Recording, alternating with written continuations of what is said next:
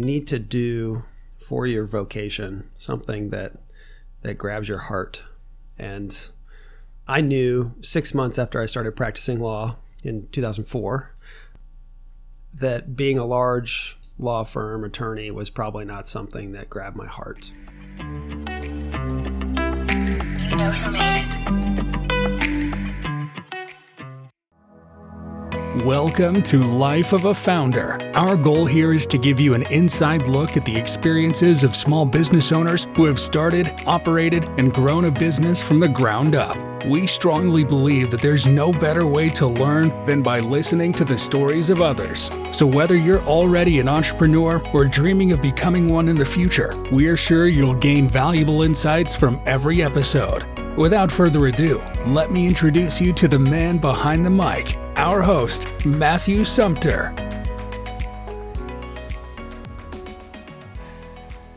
All right, welcome to Life of a Founder. I'm Matthew Sumter, and I'd like to introduce you to my guest today, Chris Howard.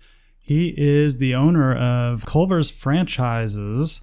I don't know what his actual company name is, but that's probably not important. How are you doing, Chris? Hey, great, Matthew. Thank you for having me. Very cool. All right. Well, I'd like you to tell me about your business, but first of all, do you have one piece of advice that you'd give someone who is interested in starting a business of their own? You know, it really relates to what we're doing here today, I think.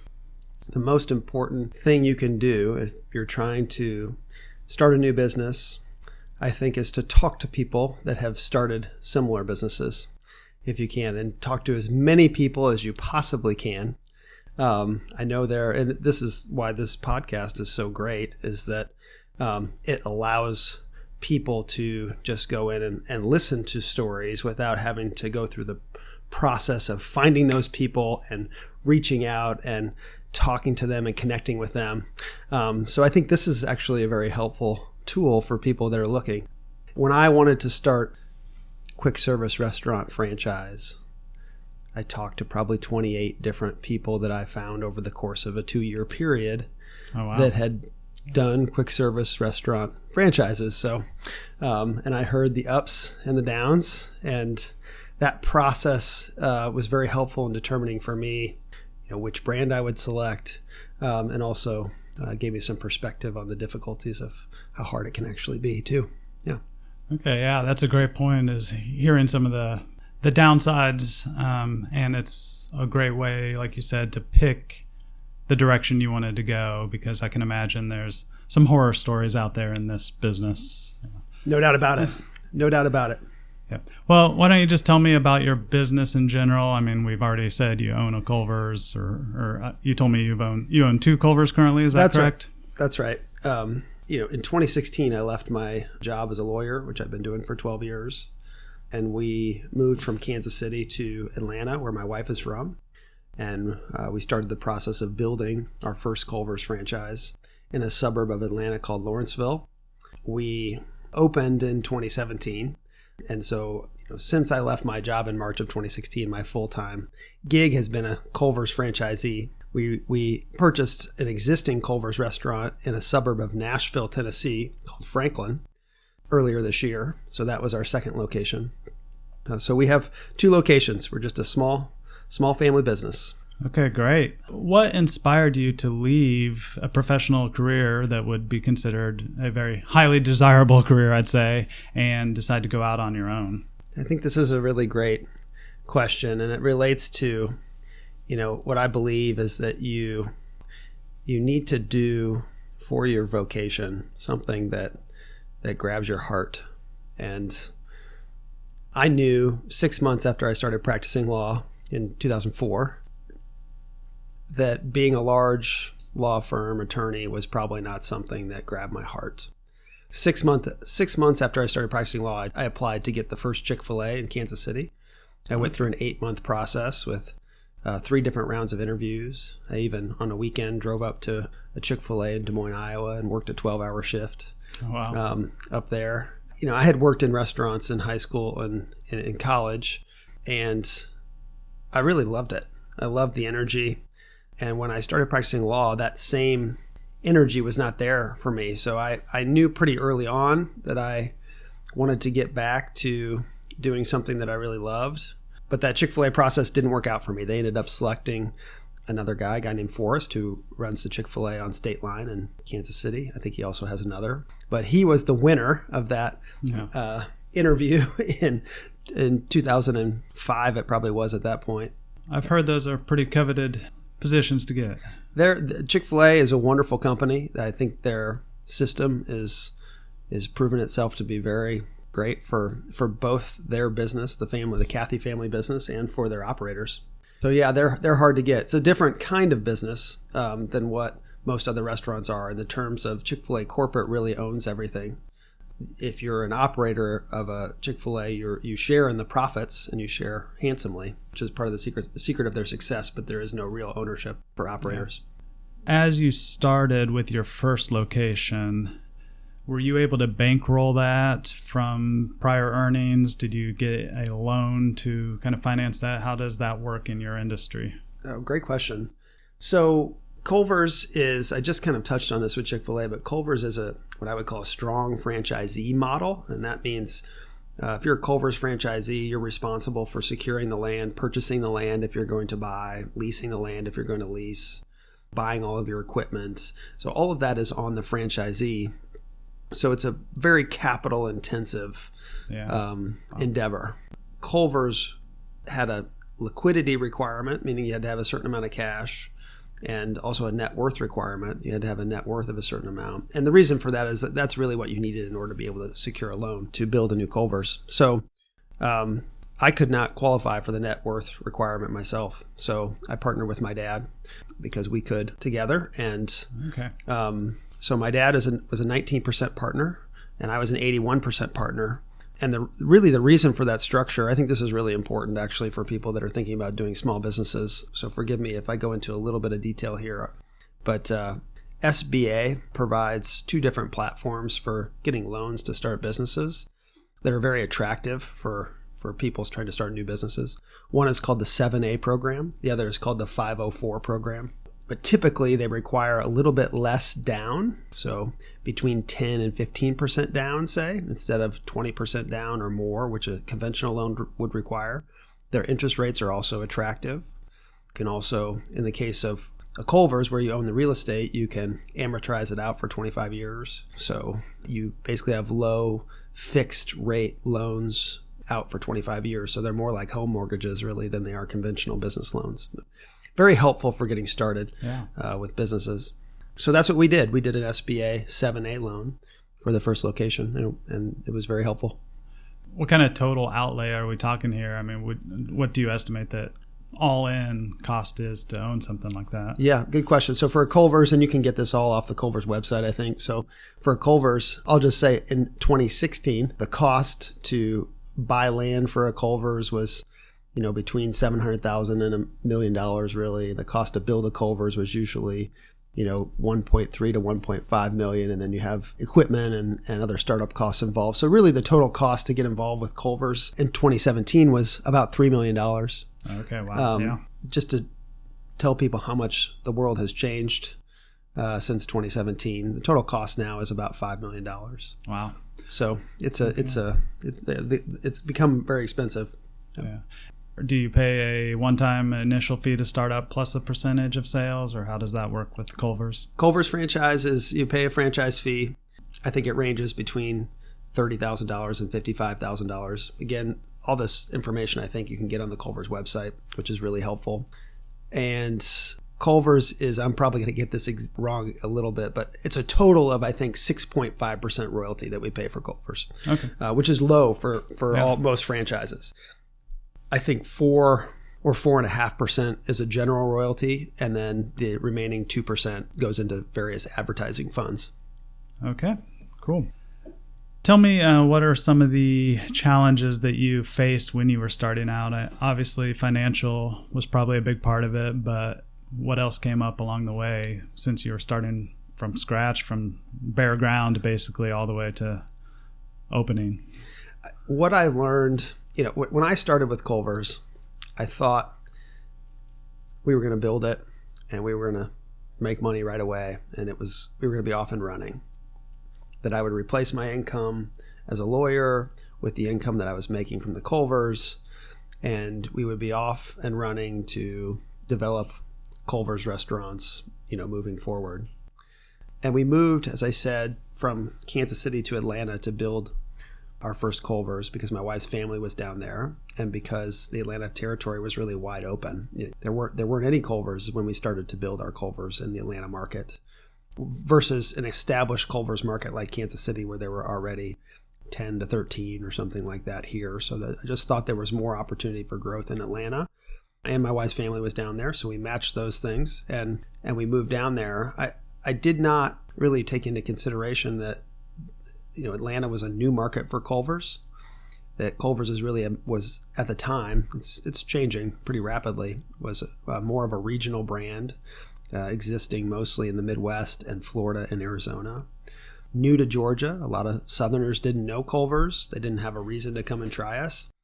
And we opened our location in a location that was a highly dense residential area, but also a very competitive quick service food space. So you could name a brand of quick service food, and I could tell you we either had one or two of those locations within 2 miles of our location. There was a densely populated area of Atlanta that had every food item that you could possibly think of available. So we opened our Culver's in January 2017, 1 year after a Freddy's had opened 1 mile down the road, 6 months after a Smash Burger had opened a half mile down the road, and I could go through and list all of the other burger and ice cream joints that had opened close to there. So when we opened, people in the community just kind of went, another restaurant, and they didn't have any need to come and try us. There were loyal Culver's fans down there, and I'm thankful for them because they got us off the ground started. But it was very difficult financially for the first couple years as we had to introduce our brand and show people what Culver's is all about. I've since talked to a lot of Culver's franchisees. Some of them hit the ground running right from the start, but I would say the overwhelming majority of them that make it in the business and are successful start out rough. Yeah. And don't make much money or lose money and have to scrape to get by and learn how to operate a restaurant in a way that will make people come and grow and then build a successful business from that. And I could talk for an hour about that process. So yeah, we don't have that much time, but yeah, that's interesting. You would think that with an established franchise, it would, just kind of be off and running from the start. You just set up and people will come. But did you come up with some ideas on or run specials or do any special nights or anything or something to try to get that started? Absolutely, Matthew. That was the key to our business. Is my wife had a marketing background, and we realized right when we opened that our sales were not going to be what we thought they were going to be. We had one of the lowest opening sales weeks of any Culver's in the previous 5 years. So we knew we were in a rough spot starting off. So we looked at a plan. We talked to Paul and Lynn Claus, who own 4 Culver's in the Kansas City area and our friends.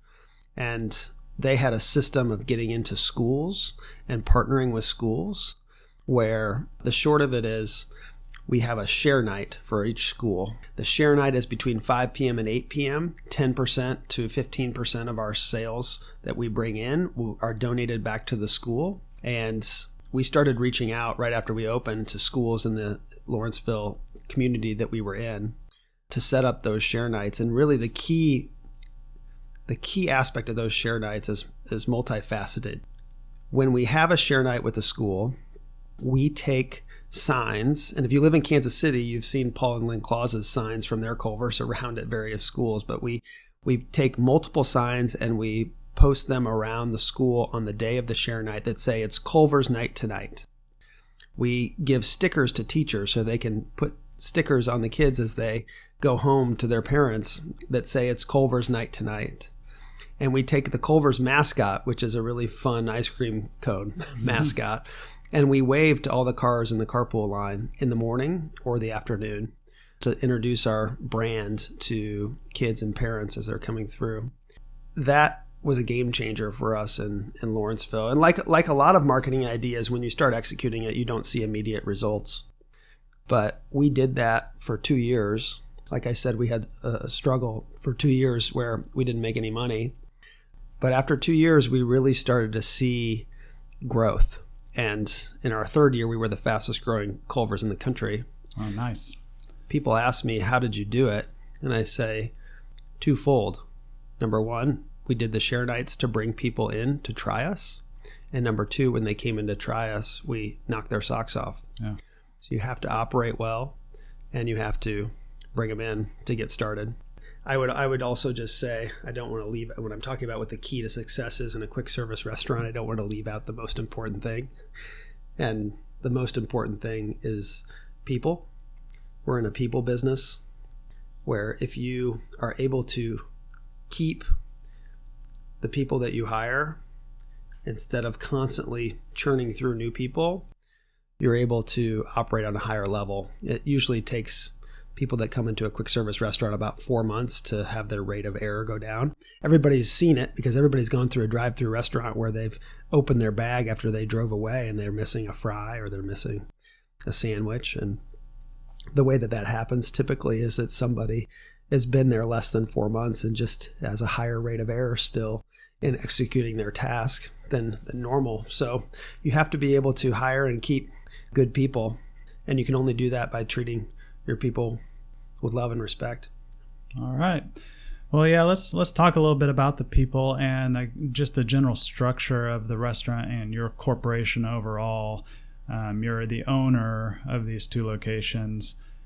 I presume you have a manager that runs the day-to-day operations of each location. I mean, what's your day-to-day look like as far as managing, and how's it trickle down to each individual location, and how many employees overall are we looking at that you're employing currently? Great question. This is a little bit complex because it's changed over time.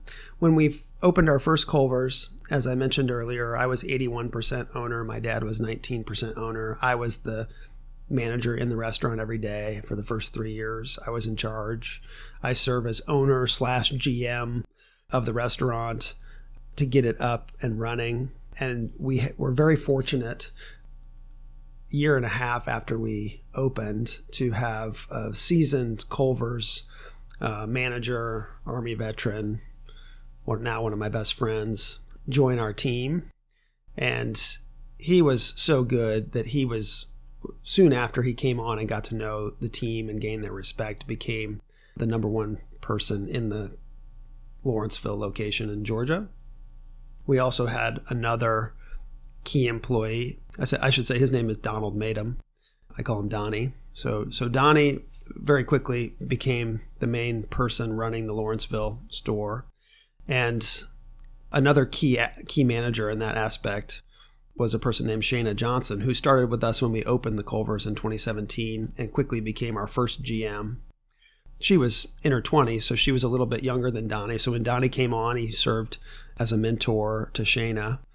And Shayna is the operator of our Culvers in Nashville, or Franklin, Tennessee.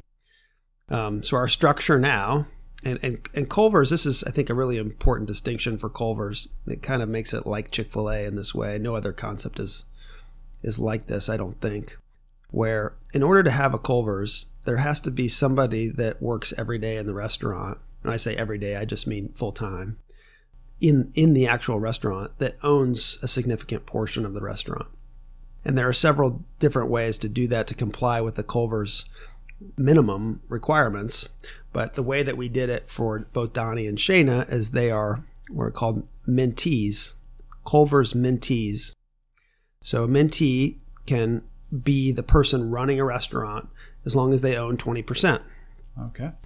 So for both Donnie and Shayna, who are running those respective restaurants in Georgia and Tennessee, they bought in for their 20%. And they are legitimate owners and in charge of running those restaurants. And they see the profits.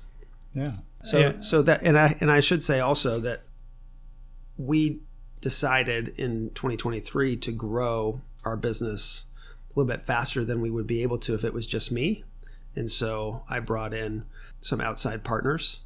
I'm still the controlling member of our entities, so I still have majority ownership, but they came in, and the capital that they infused in buying part of my interest out and part of my dad's interest out allowed us to do the Culvers in Tennessee, and we're planning to do another Culvers at a location yet to be finalized. Okay. Yeah, I mean, what I do hear from a lot of founders that I've talked to so far is it's hard to give up kind of the management of your company because no one's going to do it as good as you. No one cares as much as you. But, that 20% ownership in each individual restaurant obviously is going to give you some big returns on the management quality there. I think in our business especially, every business is a little different, but in the quick serve restaurant business, it's very important to have one person in the store that cares about what's most important. And the best way to tie, what's most important to the person that's running the store is by giving them ownership interest so they see when the restaurant becomes more profitable, they make more money. And when you encourage more people to come in to try your food because you're treating them well, you make more money. So it's just a very clear tie. I like the system. Well, I don't know how much you can tell us or how much is proprietary or whatever, but what's the potential revenue and what's the potential income, I guess, from let's say, one single restaurant?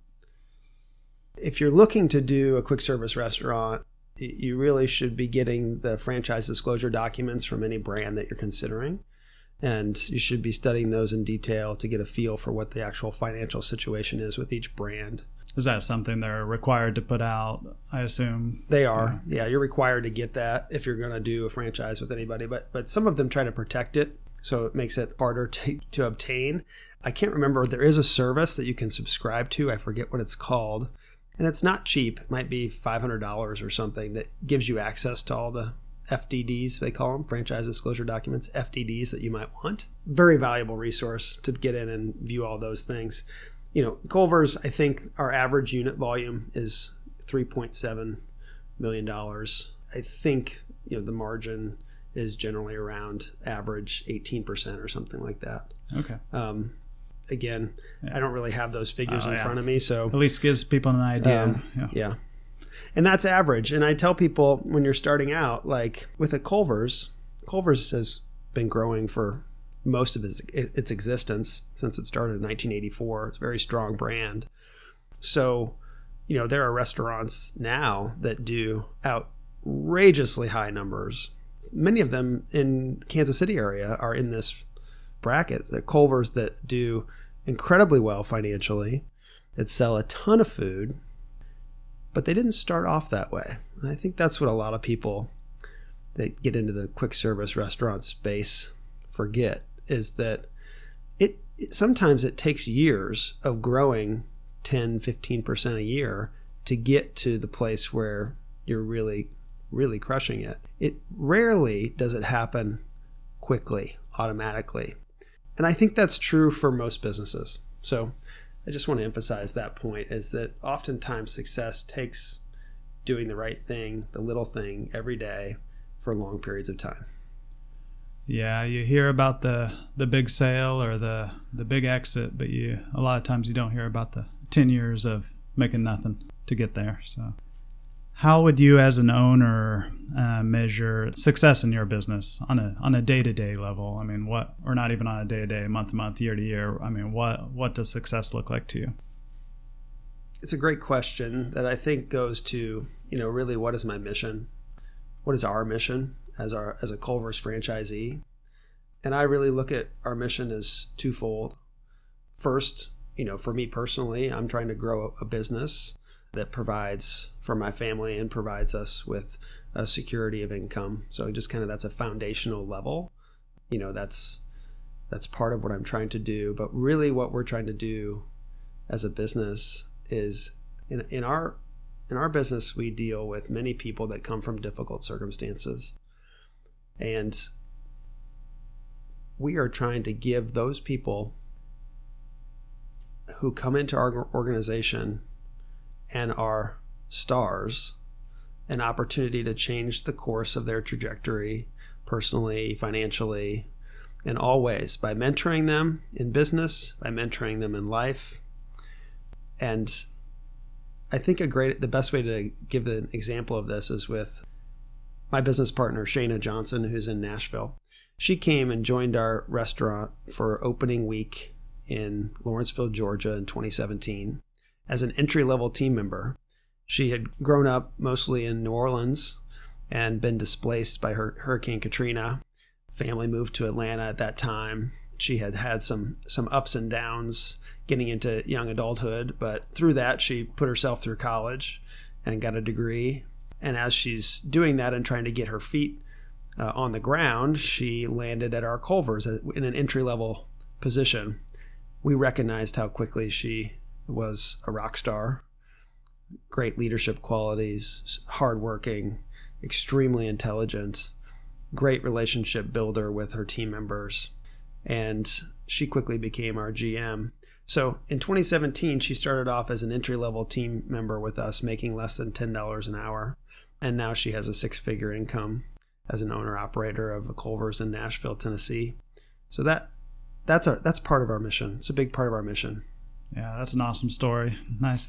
Do you have formal pathways kind of built into your business for promotion, for having a story like this? Absolutely. We have several team members now that we think are on that same trajectory that we plan to have in their own restaurants where they own a significant portion and can grow people that are under them as well to ultimately own their own restaurants. So developing people is a big part of being able to grow in our business. And so we're trying to match that with also, we're early on in our business with only 2 locations. So these are very capital intensive businesses. So we're developing people to own their own Culver's, as at the same time we're trying to save up and have the capital to do additional locations. So that's kind of where we're at. Well, that leads into the next question. And what is your future plan with the business? You already mentioned building a new one coming up, but have you thought long term down the road what your personal involvement will be? We certainly have short-term goals and we have long-term goals. One of the things that's different, I think, about Culver's than a lot of other concepts is we are not looking to grow as quickly as possible and then exit. You see that a lot in the quick service business and in businesses in general, where I think the incentives are more financial than they are purpose, meaning driven. Don't get me wrong, financials are a big part of what we're working to achieve, but we have a long-term goal to give people the opportunity to rise up through our organization and own their own Culver's and to grow with them as we do that. In general, I have a stated goal of trying to get to 25 restaurants in 15 years. Wow. Yeah, we'll see whether or not that happens. And, life can change pretty rapidly with various events. So, yeah. Who knows what happens. But yeah, I would say that's our long-term goal. 15 years take you to kind of that point where you'd think about stepping back?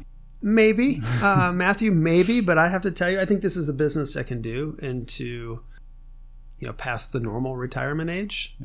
Yeah. I'm different than I think a lot of parents in that I don't envision my kids working in the business. If they really, really want to, perhaps I would let them, but I certainly am not going to try to push them into it. I'm really big on people finding what's in their heart to do as their vocation. I think it's really important to happiness. Okay, great. Well, let's just step away from your specific business right now. And what kind of skills and traits do you think are important for an entrepreneur, for someone to succeed in building their own business? When I think about that question, I think it really depends on what kind of business they're going to own and operate. I think the skills can be very different. Let me give you an example for my own self. Okay, I think this is a big part of my story. I, early on, as I mentioned, tried to get the first Chick-fil-A in Kansas City. And that didn't work out. And I didn't have the capital to do a restaurant on my own, although I really wanted to do a restaurant. But I didn't have the capital to do a restaurant on my own. So I said, well, what else can I do from an entrepreneurial standpoint? And in March of 2007, I left my job at a law firm, big law firm, great job, great pay. I was lucky to have my wife, Brooke, is wonderful, way smarter than I am. And she had a great job in advertising for an agency out of Dallas. So she had a secure job with benefits. We didn't have any kids. So I left my job at a law firm and I tried to start a legal staffing company out of my basement. And let me tell you, it was a great idea. And I could provide the same service that I saw large staffing agencies providing to large law firms in Kansas City and other places. And I could do it as better margin, cheaper for them. I still would make good money. It wasn't a bad idea. It was a fine idea, but I was missing a lot of skills that were critical for getting started. Number one, I didn't realize, I think this is very important for anybody starting a business. When you start a business, in order to make it, you have to be able to sell to people who aren't your friends and family. It's very easy to conceptualize a great idea that people should buy. It's very difficult to get people to actually make the jump to trust you enough if they don't know you at all to become your customer.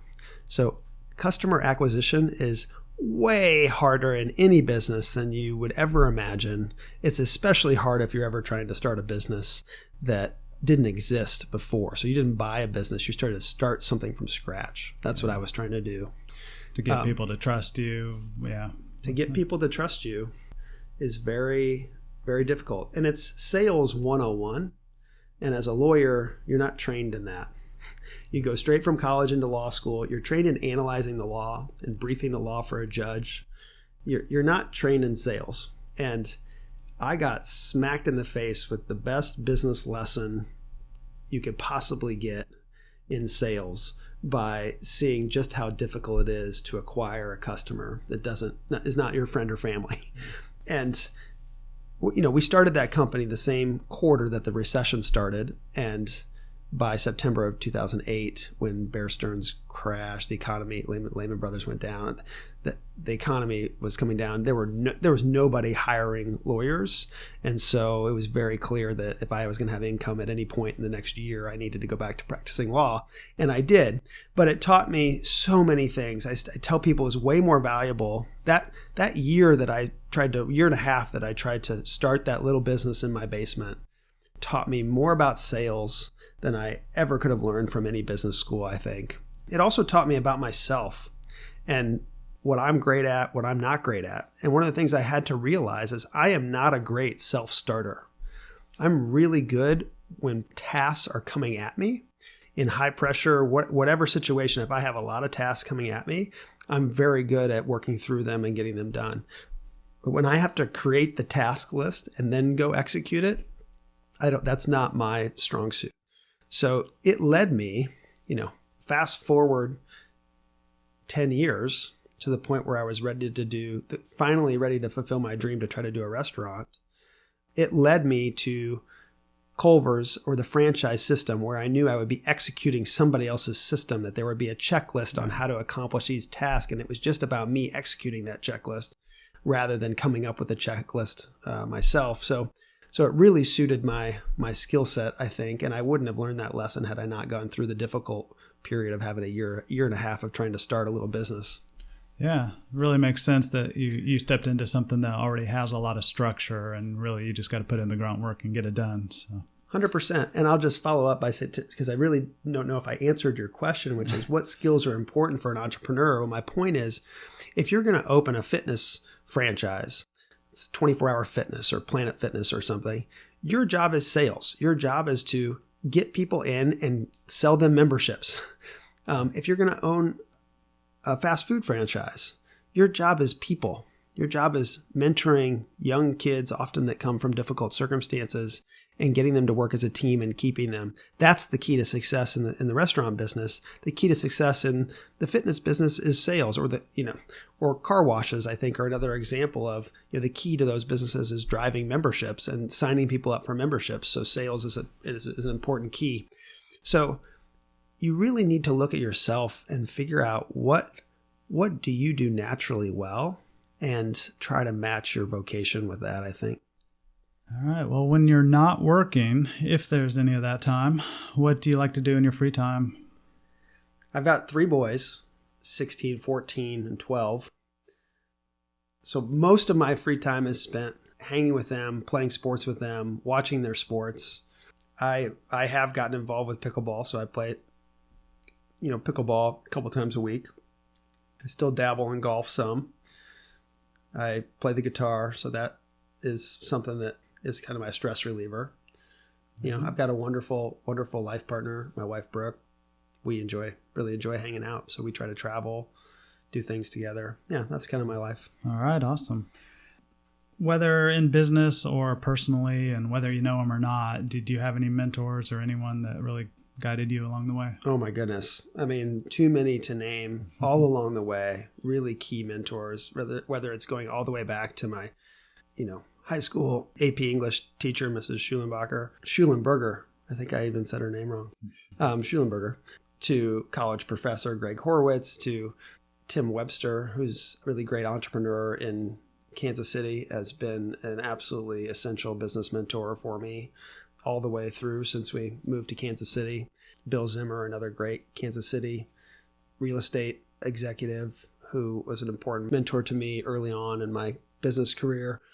One of my high school friends who was a senior when I was a freshman, Adil Kobani, was a great mentor for me in high school and continues to be to this day. I could go on and on and on, but if you don't have a mentor, go find one, because people want to teach. They want to teach, and find somebody in the space that you're trying to get into and let them teach you, and set up regular meetings with them. And yeah, it's just invaluable. Very grateful for my mentors. Yeah, all kinds of shout outs there. Nice. What about book or podcast recommendations? Are those anything that you consume related to business? Absolutely. I mean, I think like a lot of people in business and tech, I listen to the All In podcast. I think if you're looking to get into franchises, a really great resource is, I don't know what it's called. It's like the Wolf of Franchising. I think if you Google the Wolf of Franchising, it will get you there.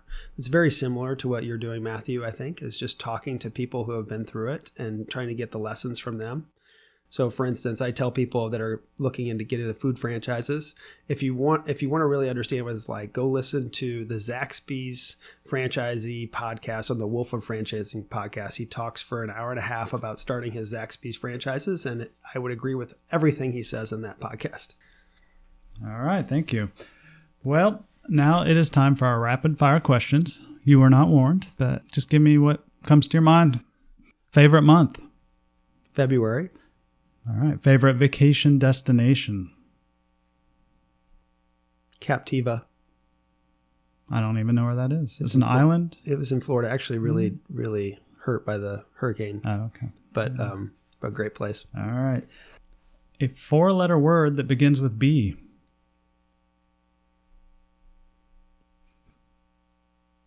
Bump. All right. We've had beer twice, so. A night out or a night in? I'm on the fence there. I like both. All right. And do aliens exist? It's a stumper. It's hard for a rapid question on that. I think probably life exists in some form somewhere else. Whether or not it's intelligent or sentient, I don't know. But I think it probably does. Hey, that works. All right. Well, thank you, Chris, for spending the time with me. I mean, we had a great conversation, learned a lot. I think that'll help anyone who's interested in that sort of business get a good idea of what's involved. So thank you. Enjoyed it very much. Thank you, Matthew. Thanks for tuning in to Life of a Founder. Don't forget to hit that subscribe button so you won't miss any of our upcoming episodes. And if you have any friends or family members who would enjoy the show, please share the link with them. We truly believe that small businesses are the lifeblood of our communities, so we encourage you to take that first step and start your journey toward business ownership. Hey everyone, I just wanted to take this opportunity to personally thank you for listening and sharing my show with others. If that's all you ever do, that's perfectly fine. You may have noticed that we don't currently have advertising on our shows, and as of now, I haven't made a penny for the hours I've poured into the show. So if you'd like to do more to support this show, you can visit the website at lifeofafounder.com/support, where there are a few opportunities to support me. Once again, thanks for listening.